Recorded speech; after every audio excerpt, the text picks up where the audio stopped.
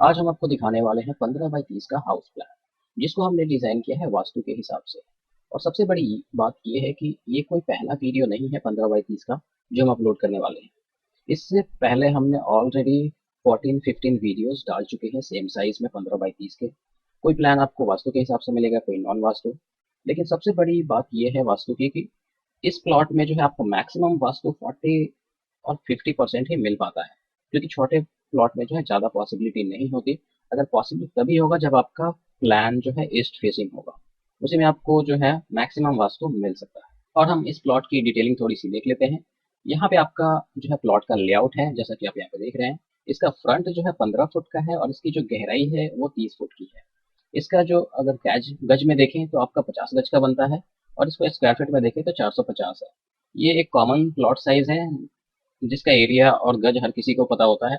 अब हम देख लेते हैं कि ग्राउंड फ्लोर पे हमें क्या क्या मिल रही है।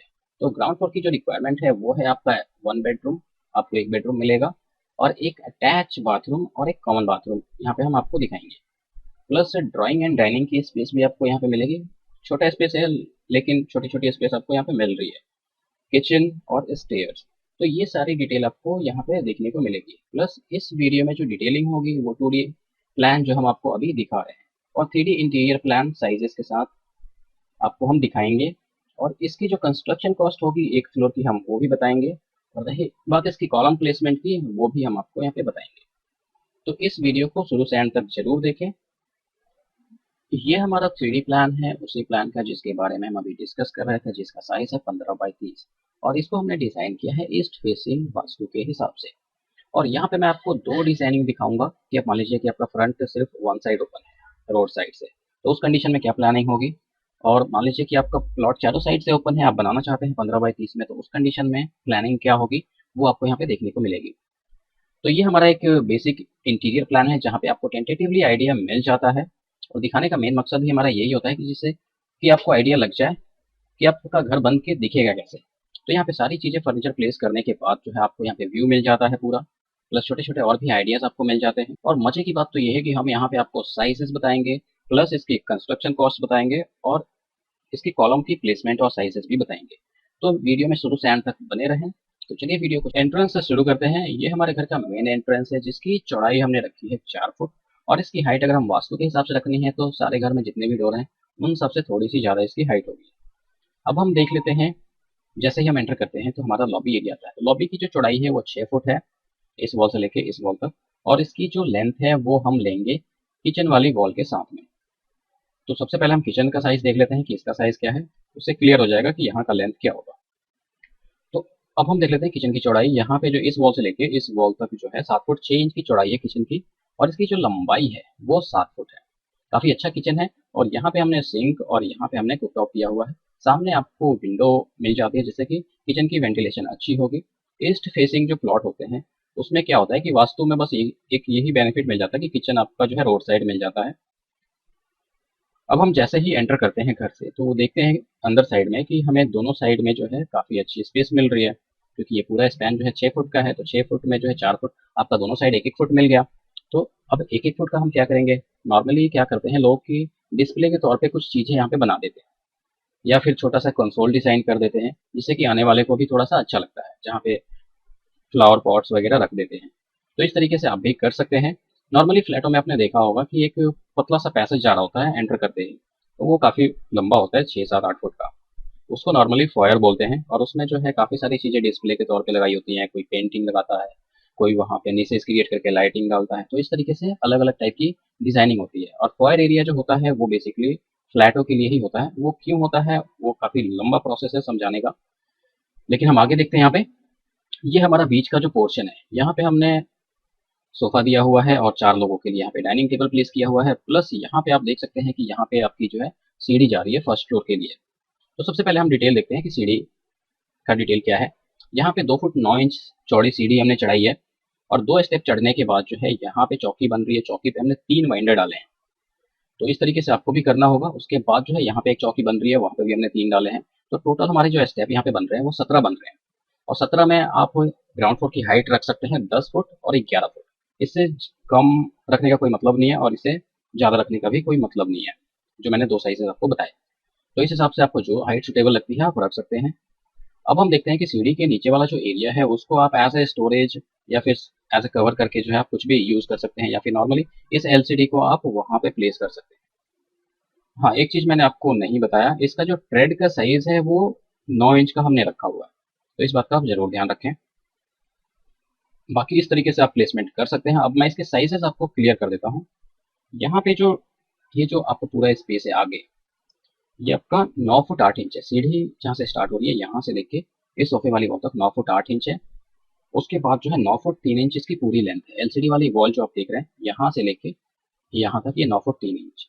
तो 9 foot 8 inch by 9 foot 3 inch का ये पूरा स्पेस आपका यहाँ पे बन रहा है, जिसमें सोफा सीटिंग आप देख रहे हैं कि किस तरीके से हमने इसको अरेंज किया हुआ है। यहाँ पे 3 सीटर ही सोफा आ सकता है, क्योंकि 50 गज में ज़्यादा कुछ एक्सपेक्ट नहीं करते। कई लोगों की जो डिमांड होती है कि 2 बेडरूम बहुत ही कंजेस्टेड तरीके से बनता है।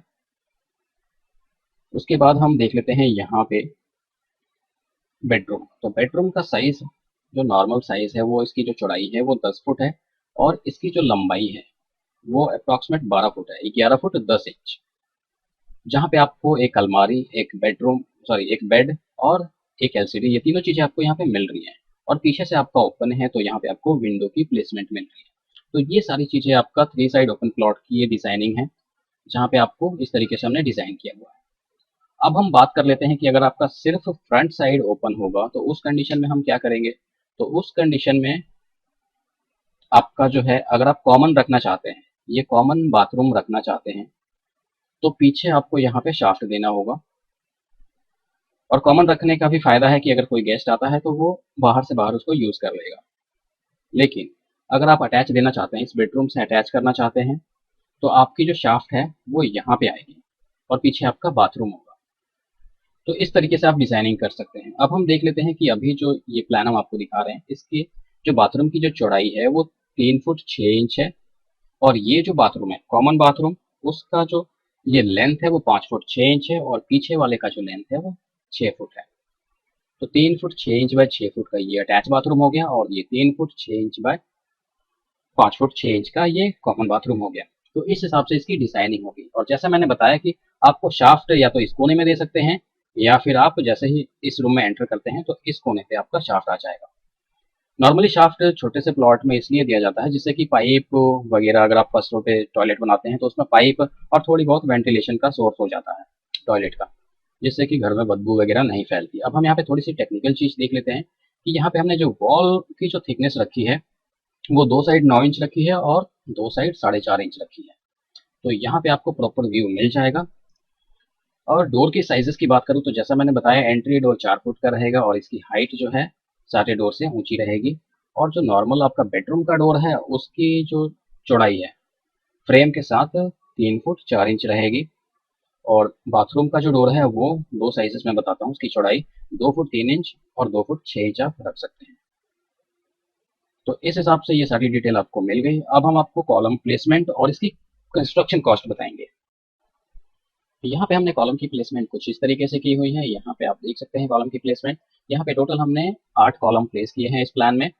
आगे बढ़ने से पहले मैं आपको बताना चाहता हूँ कि अगर आप सेम साइज के प्लॉट डिजाइनिंग देखना चाहते हैं 15 बाई 30 में, तो आप हमारे यूट्यूब चैनल के प्लेलिस्ट में जाइए। प्लेलिस्ट में जो है हमने काफ़ी सारे अलग अलग प्लेलिस्ट क्रिएट किए हुए हैं।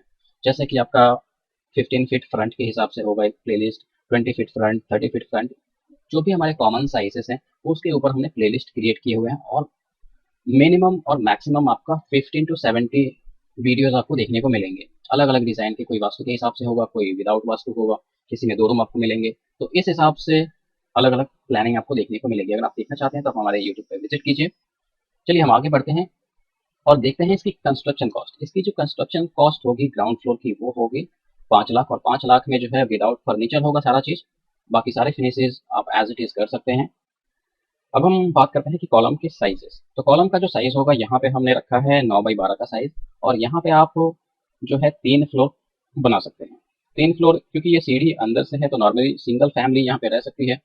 एक सिंगल फैमिली को अगर 3 रूम चाहिए तो उसको 3 फ्लोर बनाने पड़ेंगे। इसी तरीके से डिजाइन बनता जाएगा पर फ्लोर के हिसाब से।